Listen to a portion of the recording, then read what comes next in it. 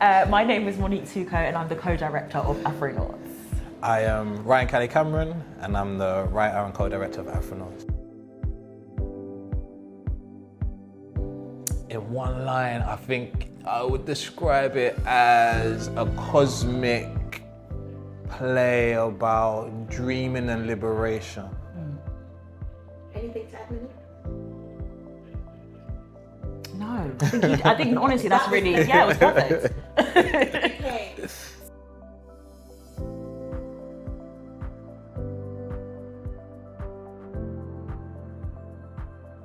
Yeah, I mean, I'm trying not to give too much of the story away at this point, but I feel like, the original story is about a group of, almost this group of misfits that got together in this old kind of like bar in this garage a couple of miles away from Lusaka, and had this big dream of going to the moon. But in a lot of like modern art, not necessarily art, but media, they've kind of been ridiculed. And what we've kind of done is looked at the inspiration of that and the dream of that and kind of pushed it and almost given it this kind of, but what if to it. So that, yeah, we've kind of touched on a little bit of like, artistic license to be able to reimagine the possibility. That's what you're getting right now.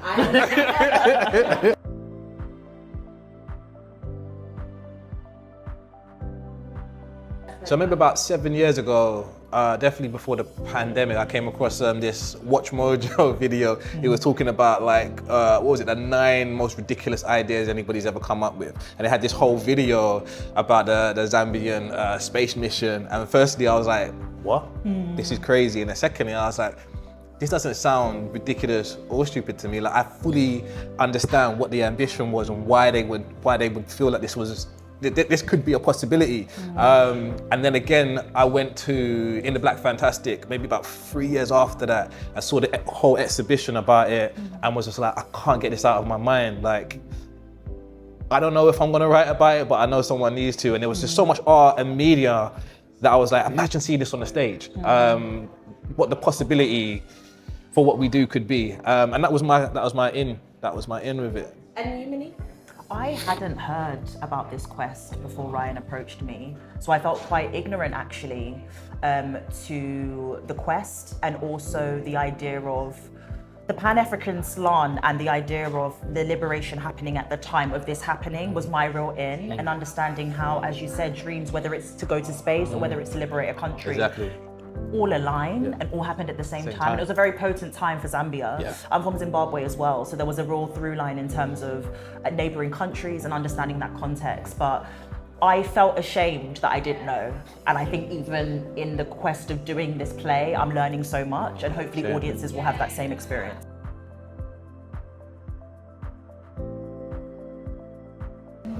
I saw the dreamer was the first thing that I saw, and then the more I dug, I saw the journey of how he became a dreamer, and how that dream didn't just start from one day waking up and going, I want to go to the moon. He fought for his country's liberation. He fought to educate people in this country. He fought on so many different kind of levels. Whether it was government, whether it was taking part in like the cha-cha-cha riots. He was so ingrained in this idea of liberation, and I feel like going off what Monique just said, like the parallel of going, okay, we're free, but are we really free? How free are we? How free are we? Do Yeah. you know what I mean? If we can't even imagine ourselves in the biggest context ever, then are we really free? Do you know what I mean? Psychologically, and I feel like he's gone, nah, I want to see us in the biggest places, I want to see us as the rulers of the universe. That's how big I want to see our people. And I was like, yeah. That's a rebel fighting, dreaming mastermind.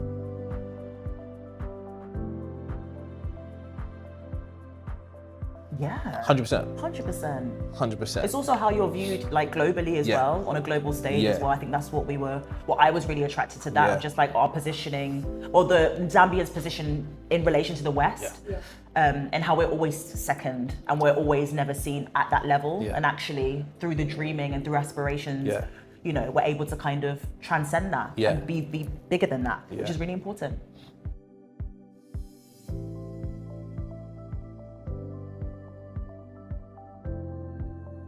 Yeah, I feel like for me it was about one, kind of like what Monique was saying, it was a story that history forgot. And secondly, it was about how big and the level of audacity and the level of, do you know what I mean?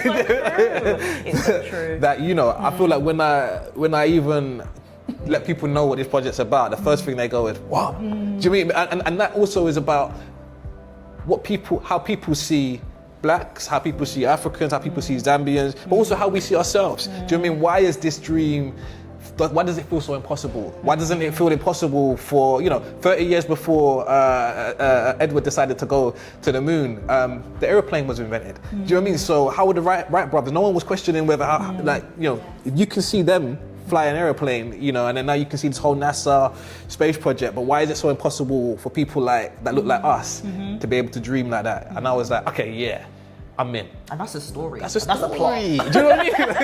Oh yeah. It's a dream project. It's a dream dream collaboration. I've always wanted to work expansively and to think beyond myself, and also to change the minds in terms of, as Ryan said, how we are viewed. And I think it's really important that when you think about the Black experience, I always lean on Afro-surrealism, because to be Black is surreal, man. Like what we're going through is wild, and then being able to kind of translate that on stage and to have a mutual experience with audience members, it's so important. I love this medium. I live for this medium. I care about this medium, whether it's people on stage, behind stage, all of this stuff's really important. So it being like Afro-futuristic was exactly the reason why I wanted to do it, for sure.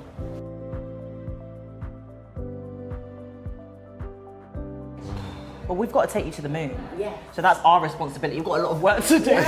And we're working with a massive team to achieve that. There's going to be something that will demand a lot from both of us, I think, to think really creatively and expansively.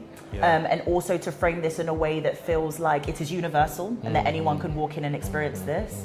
But I think one of the things that we were talking about when making the show is a lot of the time when you think of sci-fi, you think of space, it's really reduced to film. You don't think of it in a theatrical setting, and then you also don't think about Black people being within that. Exactly. So we want to do something a bit different. Yeah.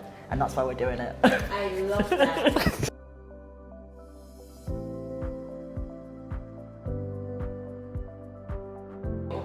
Crazy. But amazing and an honor. Yeah, and I feel like it's come at a time for us where it's gone. I think one of the things for us is going, how are we going to make this? And I feel like that's what's brought us together, and the excitement of going, we don't know yet, but we know we're going to get there. And I feel like that as an artist, it's like you wake up every morning and go, how?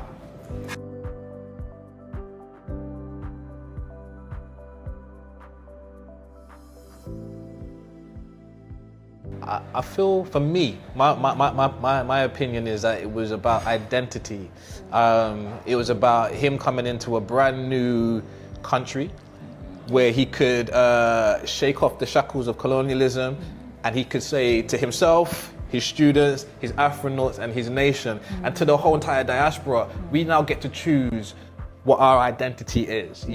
For the last couple hundreds of years, we've been told what it is to be Black, what it is to be African, and now for the first time, we get to choose what that narrative is going to be. So what are we going to choose? And that in itself is political. It's radical.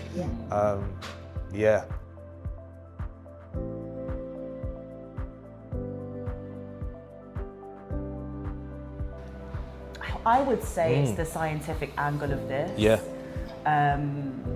Research is a massive part of my work, but the level of research for this, because it also leads into set design, there's like a knock-on effect in terms of really understanding, and it's complex stuff. Like going to the moon isn't easy. So there's just so much that there's a lot of knowledge and research that we had to do to be able to get to this point. But I would also say there's an element of expansiveness, because we've been trusted in a building like this where the writer is first, and we're going on this journey together, and I think it's really important to have houses that promote talent and not try and there's just a freedom that I feel with this project. And I think, Ryan, I don't know, I'm not speaking for you, but you've been able to dream and create something that's really expansive and big, and it's a blessing, really.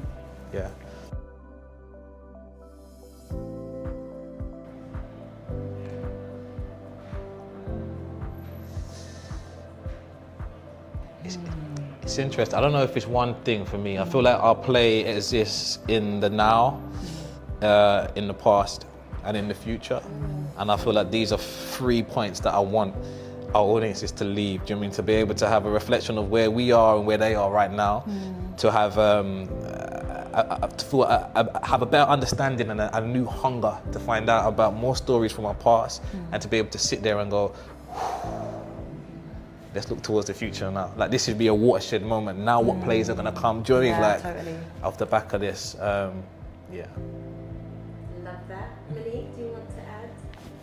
That we are beyond the confines that society put on us, and we have a right to think expansively, and Black British theatre and the Black bodies within it, that's the right thing. Yes. We're trying, man. We're trying our best to thrive, you know? I love that. Yeah.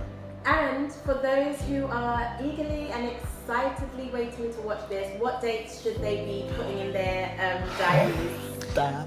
14th of November to the 19th of December. Yes. Perfect. Yes. Come to the report. Yes. Thank you so much. Woo! Thank you. Thank you. Well done.